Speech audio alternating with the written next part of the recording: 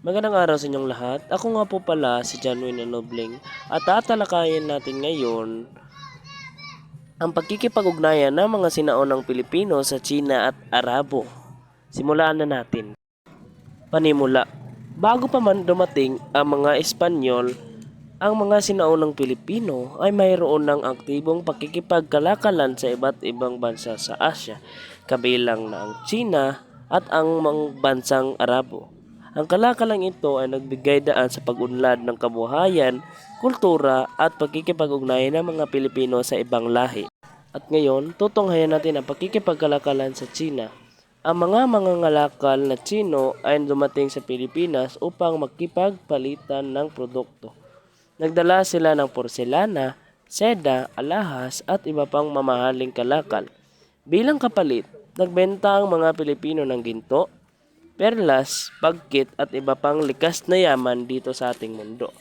Dahil dito, lumakas ang ugnayang pang-ekonomiya ng dalawang bansa.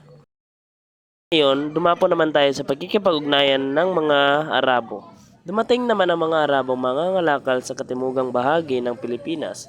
Bukod sa pagkikipagkalakalan, ipinakilala nila ang relihiyong Islam at ilang aspeto ng kanilang kultura. Malaki ang naging impluensya nila lalo na sa Mindanao at Sulu. At ngayon, ang kahalagan naman natin ng bawat kalakalan.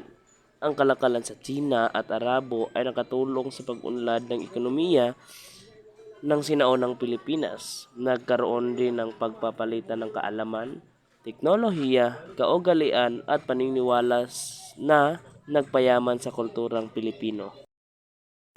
At ang konklusyon natin dito ay ang pakikipag-ugnayan ng mga sinaunang Pilipino sa Tsina at Arabo ay nagpapakita na ang Pilipinas ay bahagi na ng malawak na kaalaman sa Asya o kalakalan bago pa man dumating ang mga mananakop.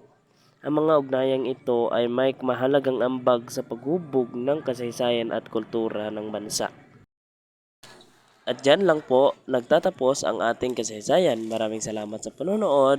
Ulit, ako nga po pala si Janwin Anobling nagbabahagi ng pagkikipag-ugnayan ng mga sinaunang Pilipino sa Tsina at Arabo. Bye-bye! I just had to let you know you're